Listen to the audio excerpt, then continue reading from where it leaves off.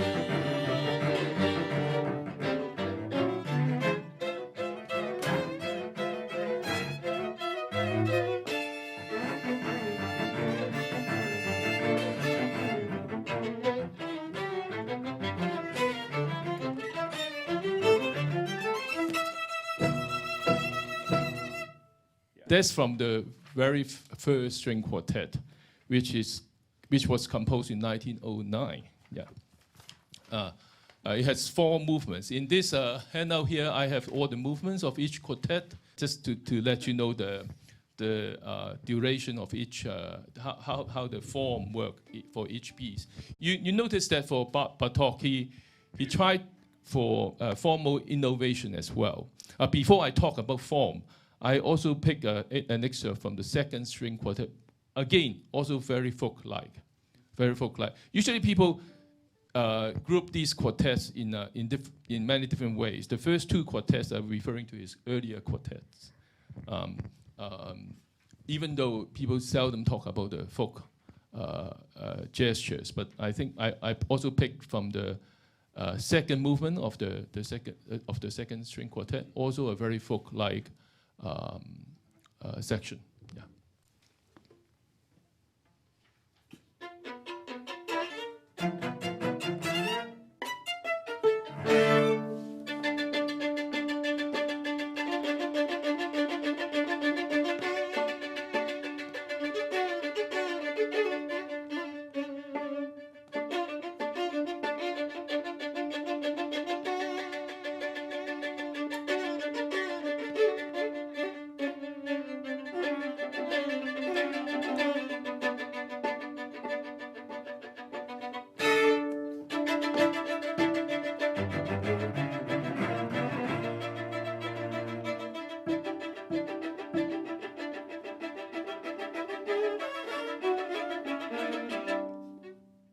Usually the third quartet and the fourth quartet are regarded as Bartók's mature style. And they're quite close to each other, just 1 year apart. But in terms of form, I'll talk more about the fourth string quartet later. Let us take a look at the third quartet. And also, if you talk about Bartók, we talk about his night music. And in a lot of his music, you talk about there's a movement called light music, or like this piano pieces out of doors. There's a movement called night music. In the Concerto for Orchestra, there's also the middle movement is night music. In his Bubrecht's Castle, the opera, also there's a movement called night music. For Bartók's night music, there's certain mood. Some scholar refer to the third string quartet, the first movement is night music. That's why I put a question mark there. To me, it's not really characteristics of the night music. We will hear the fourth string quartet's night music, the third movement later. But let us listen to a little bit of the third string quartet. I want to hear the second part. I want to hear this Quartet No, the use of the wooden part of the bow. Bartók's string quartet is very famous for his use for unconventional performing technique on the string instrument. This part, pay attention to the violin, the first violin. Yeah.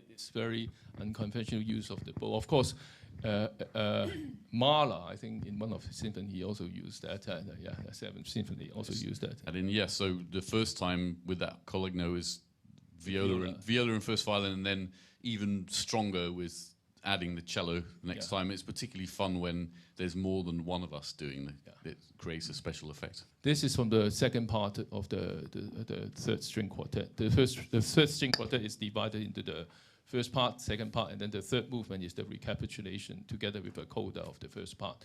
So Bartók did think about how to do a different form for these quartets. Now, the fourth one, all composition students have to study it because it's the one that has almost an anthology of performing techniques. And the fourth one is always much talked about because of the arch form. And Bartók talk about this arch form, or called bridge form, like the structure of a seed. The kernel is the middle movement, and then there's the outer shell, and the inner shell and then the outer shell. The second movement, the fourth movement share similar materials, and then the first movement and the last movement share thematic materials as well. So it's symmetrical. It's not about being lazy. Okay, it's a very Bartók way to organize the material. If you look at his concerto for orchestra, is in this structure. The fifth string quartet is in this structure as well. Although the fifth string quartet is composed 6 years, the two string quartets are 6 years apart here. Now, the second movement of the fourth string quartet is consortino with the mute, Yeah, the whole section is with the mute. Whereas the fourth movement, the whole movement is in pizzicato, so it's symmetrical, in the sense that with the mute on the second movement, and the fourth movement is with the whole fourth movement is pizzicato. I still remember when I was in my undergraduate year, the professor played the fourth movement, saying that it sounds like pipa. To me, it doesn't sound like pipa, but maybe an American professor said it sounds like pipa. I came from Hong Kong. I don't hear the pipa this way.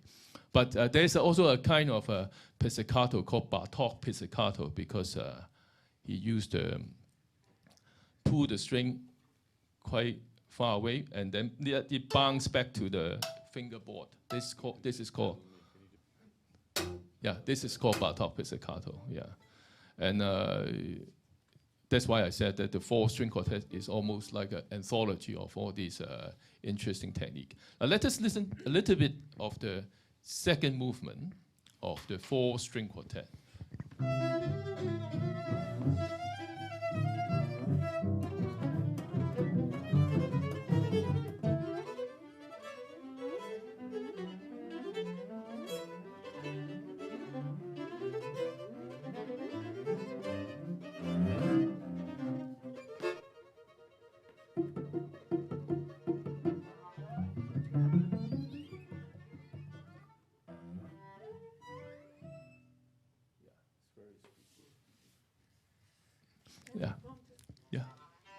And also, this is consortino and also su portincello as well. Play close to the bridge, you get some very dry sound.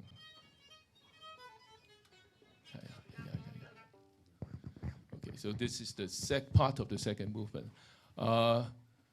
In fact, he used similar technique in the second string quartet, in the second movement, and it built up the music from very soft to very loud in the second string quartet. Now, for the fourth string quartet, I think the most interesting part for a lot of people is the third movement, which we call the night music movement. The cello is playing a solo, and on top of that, all the other strings play long chords. And this sounds like Bartók's use of folk music is never direct quotation of folk music. Usually he just grabs the gesture, the spirit of folk music. And then here it sounds like folk music, but it's not direct quotation of any folk song or any other folk material. Let us listen to this, the fourth string quartet, the third movement, the beginning of this night music.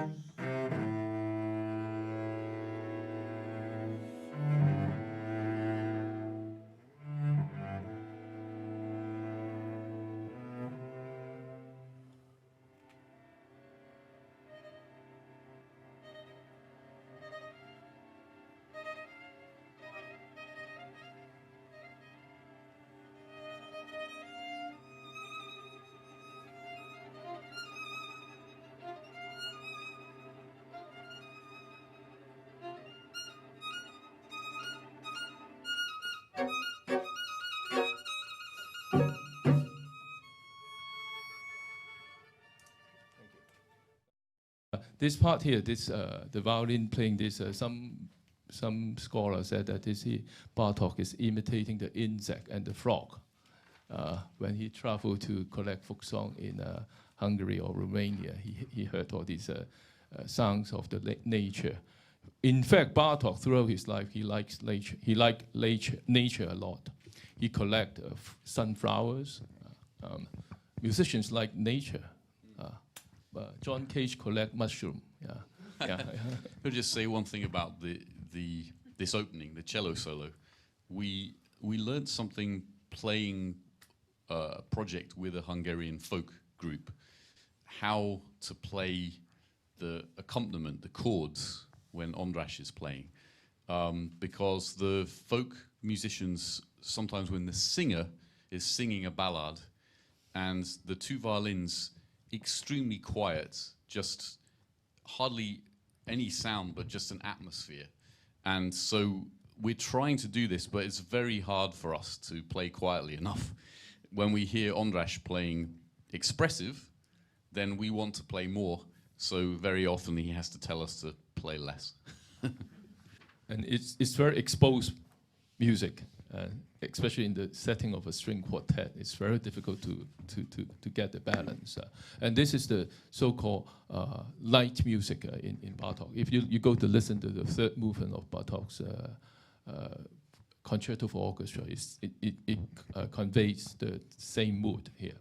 Yeah. Night music happens in the second movement of the fifth string quartet. Yesterday we had lunch together and I asked them which string quartet is the most difficult. They said the fifth string quartet is the most difficult one. And we talk about the folk materials used in the fifth string quartet, and then I didn't remember that. Geraldine reminded me of that yesterday. You said about the last movement of the fifth string quartet. We will listen to that later. And let us listen to the fifth string quartet, the fourth movement.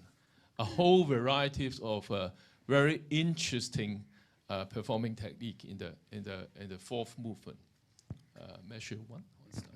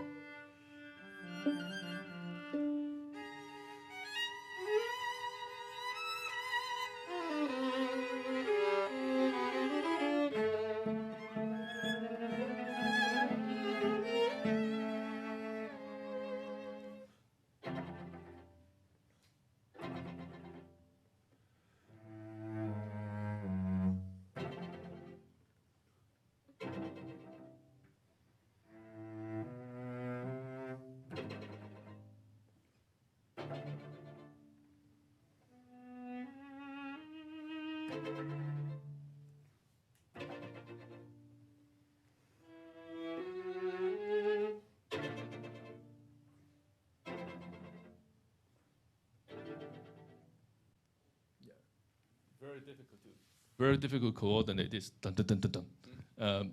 All of you are playing this septuplet? No, it's sextuplet, is it? It's a sextuplet. How to control and make everybody coordinate this here? Because it's kind of difficult.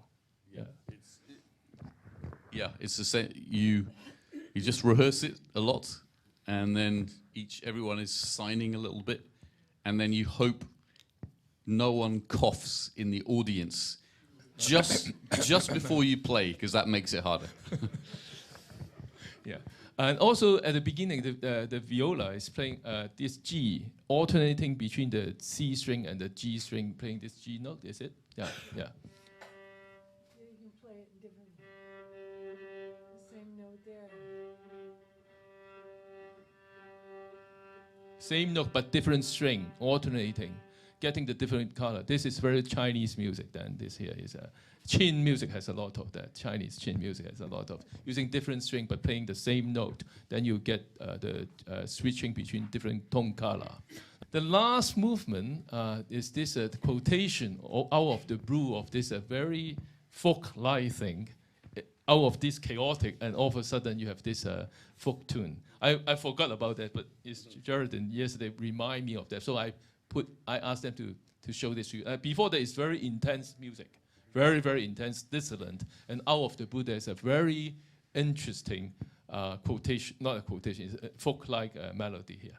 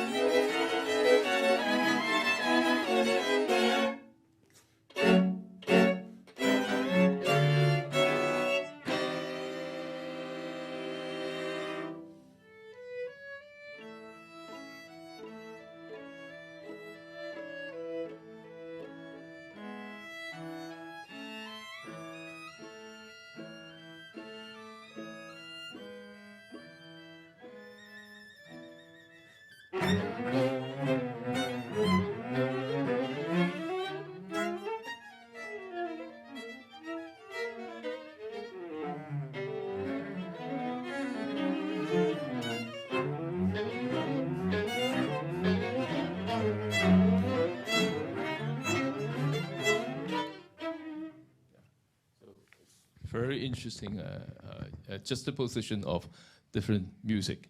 Yeah, and the funny thing, generally when we're playing, the composer is asking us to care a lot, to really try very hard, to play as well as we can, with as much energy, as much character. And here, very interesting, I can't think of any other place just where this simple tune was. It's marked Allegretto con indifferenza, like with indifference, as if we don't care anymore what we're doing. And actually, in the concert, it's very liberating. It's very freeing for us in this moment towards the end of a very hard piece, and we suddenly can just play like we don't care, just for a few bars, and it's actually a fantastic feeling. Okay, the sixth string quartet. I picked something again. The first from the second movement. I think it's a very interesting use of the string color.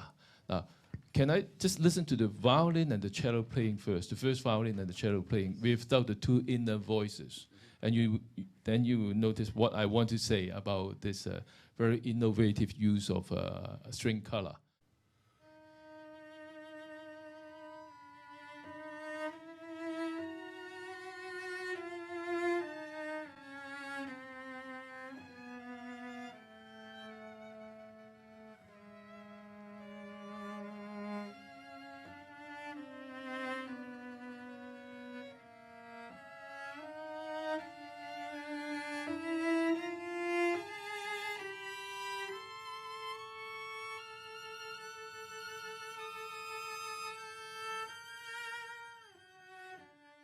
This is a very Bartók counterpoint, Bartók style of counterpoint, very chromatic.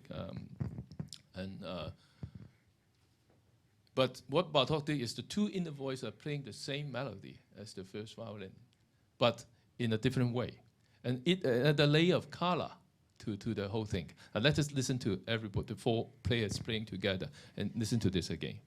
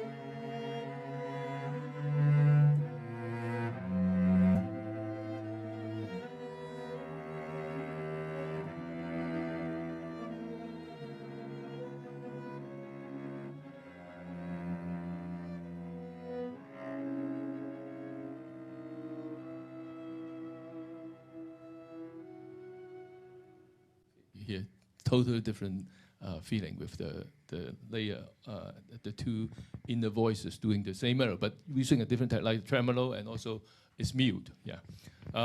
Within the same movement, there are some very interesting dialogue between the cello and the viola.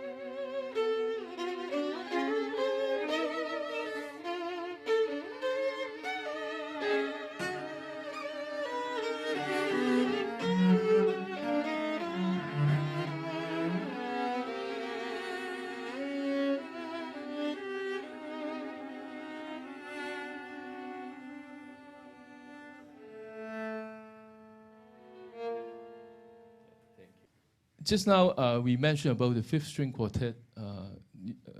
Geraldine yesterday said it's the most difficult one. Why is it the most difficult one, the fifth one?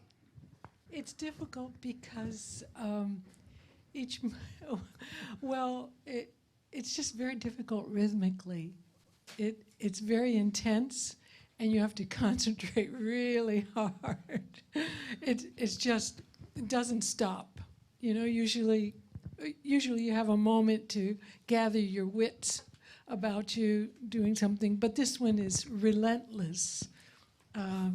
It just, from the beginning, it's relentless, and then it gets even faster and more difficult and more complex.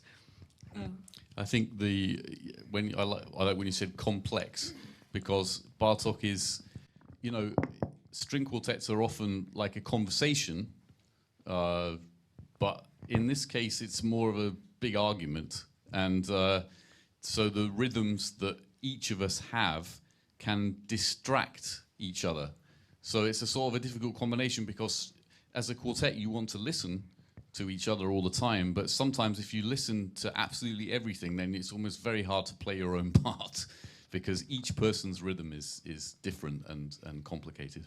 You don't want the fourth to pair with the fifth in one evening, do you? Right. Okay. Exactly. So add a reason to explain why the fifth is on tomorrow night and then the fourth is on Sunday night. Yeah, you need to come to both nights to listen to both of them. Yeah. And anything to talk about the sixth one, because it's his last one. People in terms of scholarship, people seldom talk about the sixth one. I think the sixth quartet has a lot of reflection in it. There's a lot of slow music. Each movement starts with a mesto or a sad lamenting opening. And so immediately it gives the entire piece a completely different psychological and emotional framework. And then all of the fast music or the folk music that comes after the slow music almost feels like not like the main body of the piece, but rather a commentary, a comment on more of a reflective statement on life.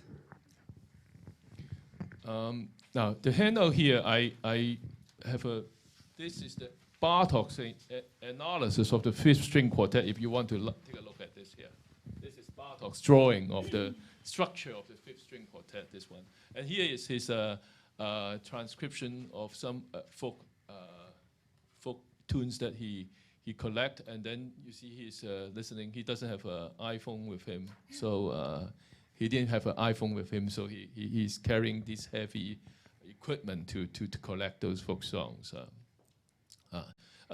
In our library, we have this volume of Bartók's Romanian folk music, the whole volume of that here.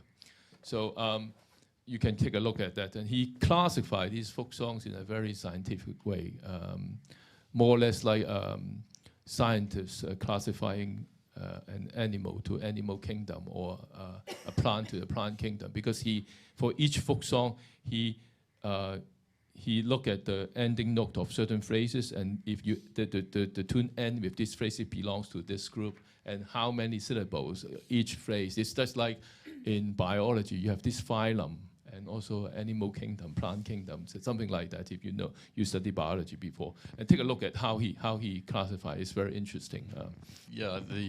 About the collecting the folk songs, and you'll correct me if this is wrong, but I think one of the things that was important was he would ask a singer to sing the song and then to repeat it, to sing again and once more again. And the reason he was asking is that the singer never sang it exactly the same, always without even thinking, making little variations in the melody, in the rhythm. And that was the thing that Bartók was loving, and then using himself in his own technique. I thought about doing the same thing when I first came back to Hong Kong. That's how I got interested in Bartók's work. But nowadays, you won't need those heavy machines. Everybody with their iPhone can collect anything. And you don't need to really transcribe them. If for the sake of, I think the reason why Bartók transcribed them for his own knowledge.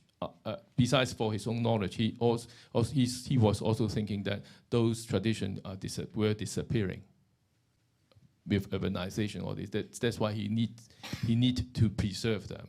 But nowadays, with all this equipment, of course you can have a very good recording of all these things, and you may not need to do that. But for him, it's a matter of scholarship as well. Now, if you go to Bartók's collection of composition, he had opus number at the beginning, but he gave up 2 times because he didn't know how to separate his scholarship with his composition or transcription or improvisation. So eventually he gave up. So if you go to the library and check for Bartók's composition, you have many different numbers, 3 different numbers, opus number and S, E, Z, and also with this BB cataloging. It's a very interesting issue here.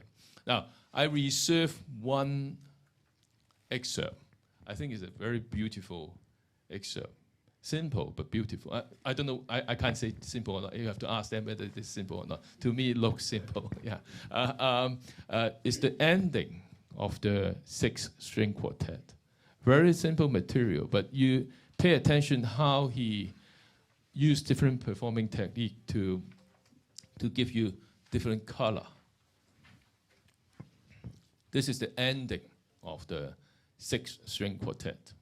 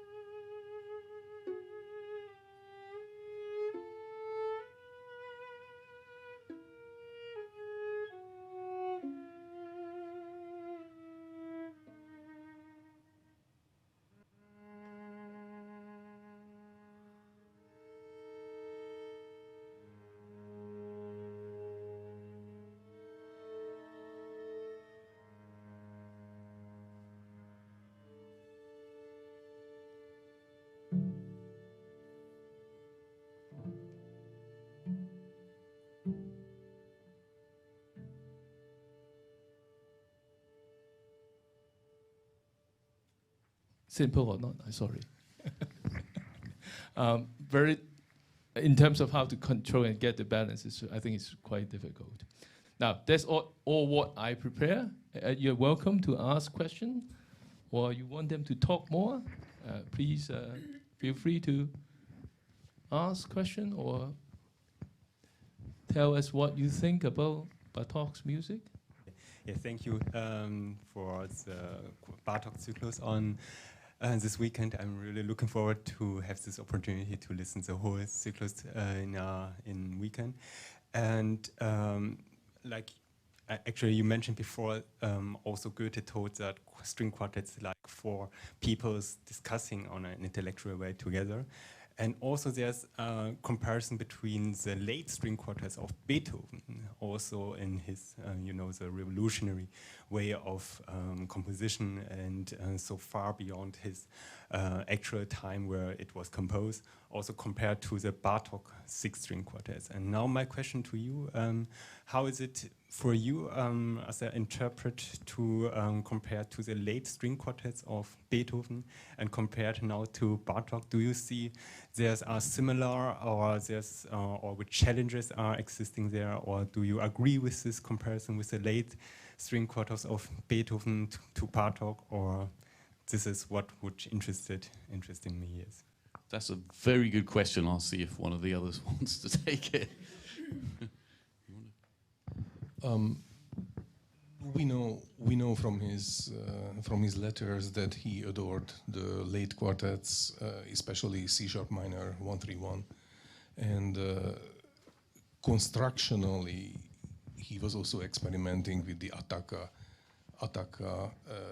connecting of various movements, like in number 3, but already in number 1, it's basically only in 2 parts.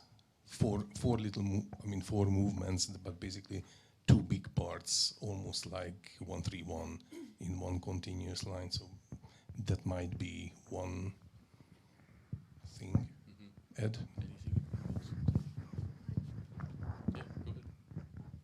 I was just thinking what Harumi was talking about in the 6-string quartet, the reflection. I mean, I think of 132. The Thanksgiving movement, the kind of reflection in that, looking back at the end of, when they're getting up in years, when they're starting to think back on their lives, I feel that very much in common in the 6th, especially in the 6th quartet. And yeah, I think also in the 5th, both. I'm thinking of examples in the 5th and the 6th-string quartet mostly, but in the 2nd and 3rd movements of the 5th quartet, in particular,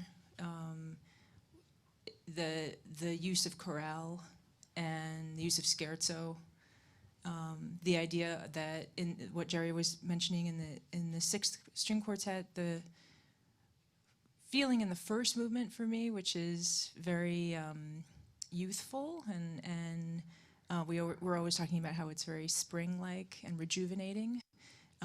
It's hard not to think about Opus 135 in a situation like that. But I think the use of all of these terms like scherzo and chorales and having these kinds of textures and counterpoint is definitely an homage to Beethoven in many ways.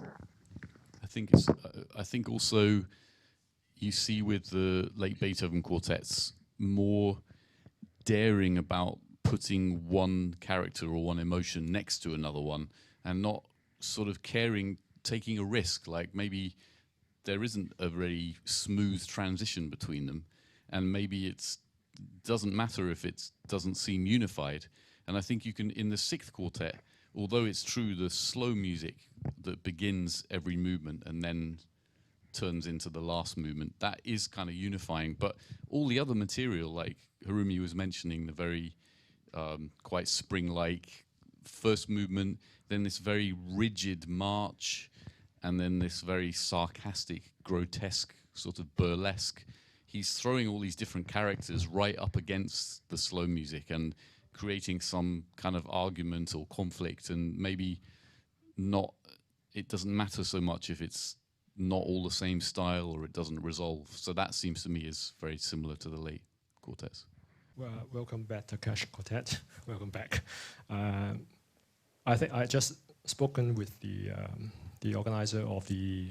It's so mighty that you put up a Bartok cycle. You think that Bartok has been under the influence? Somebody has mentioned that, like Paul Griffith. Yes, Paul Griffith. He asked me to pay attention to, just like the gentleman mentioned, Beethoven, which has been exercised some influence on Bartok. And other than that, he also mentioned that the three A's, Anton, Webern, Schoenberg, and who's the other A? Alban Berg. Yeah, Alban Berg.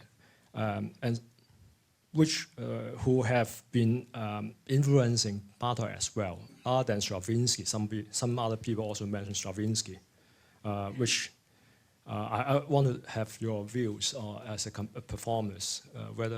What's the influence come exactly to Bartok? I was wondering about the new Viennese school and Bartok, and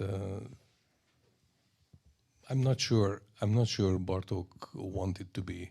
I think Bartok might have walked his own way, or almost circumnavigating the second Viennese school. He was the tonal structure is very different, and I don't see the 12-tone system in his music, but I don't know all of his pieces, so maybe there is some. Bartok's early music, before his first string quartet, and what I meant by before is before 1908, he was quite influenced by Brahms and Richard Strauss, and in 1907 through Kodayi, he found out Debussy, and he found that he and Debussy were composing with major minor modes, but they arrived more or less to similar solution. And then later on, I think the major influence on him is his study of folk music. He arrived this chromaticism through the study of folk music, but not through the second Viennese school. Although he knew about the second Viennese school, and he also participated in some of their activities, like presenting his sonata for two pianos and percussion, and also music for string percussion and celesta. Those pieces were performed during this ISCM occasion. So for him, he was not influenced by any of those second Viennese composer. But during his early era as a student, he was very much influenced by the German tradition. But he tried his way to avoid being influenced. That's why he's looking for his voice, and then he found folk music, and he was very happy to find that Debussy was doing similar thing. That's what I know about that, and my view of all this. Yeah. I think it's an interesting question because I spent a lot of time in school, studying different composers and spending quite a bit of time separating composers from each other, and really taking care of understanding what made each composer distinctive. But I don't know, recently, now that I'm playing more and playing all of these masterpieces together, sometimes even on the same program, or if not on the same program, in the same rehearsal, I find myself finding more similarities between all of these composers, even though perhaps they didn't see it that way, or that wasn't what was intended. But for example, you mentioned the Second Viennese School, you mentioned Stravinsky, we were just talking about Debussy. So I find myself listening to all of these whole tone scales that maybe Debussy would use, or maybe Bartók would use. Or I find myself listening to the extreme expressionism of someone like Alban Berg or Schoenberg. and I hear also an expressionistic and quite chromatic approach in Bartók.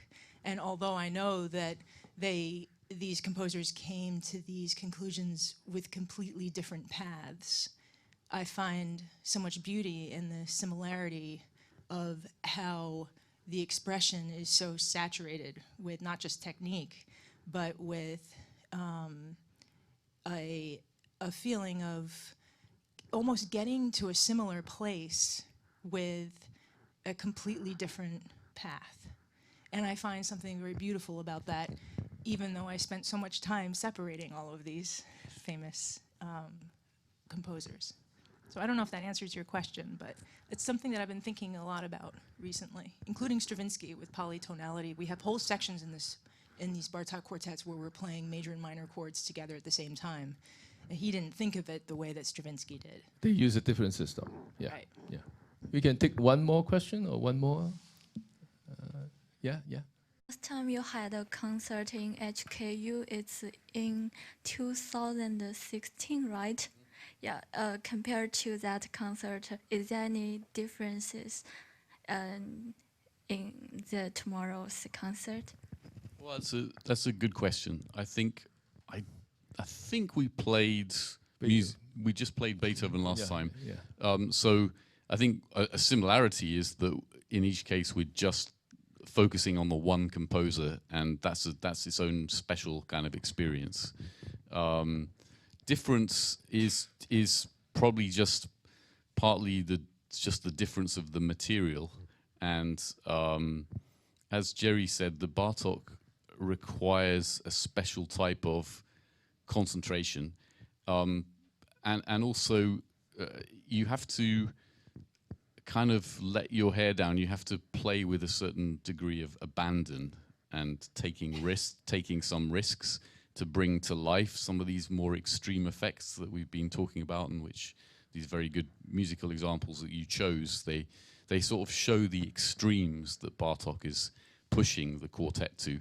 So it's a sort of it's a strange mixture of playing with a lot of freedom and abandon, but at the same time, as Jerry said, with a lot of mental focus. As my violin teacher used to say to me, with a hot heart and a cool head. Yeah. So. How nice a statement. Yeah. Selfishly speaking, I think there's a difference in the program 3 years ago, only because I'm a new member and I wasn't there 3 years ago. It's always good to hear what the performer said. I think it's very beautifully put, that with a warm heart and a cool head. I learned a lot by listening to what they say and also how they play that. And because of preparing this talk, see how I work hard last night. Yeah. Okay, thank you very much. Do come to the concert tomorrow and on Sunday. This is a lifetime experience to listen to the 6 quartet in 2 evenings. Do come to the concert. And thank you very much. Thank you. Thanks.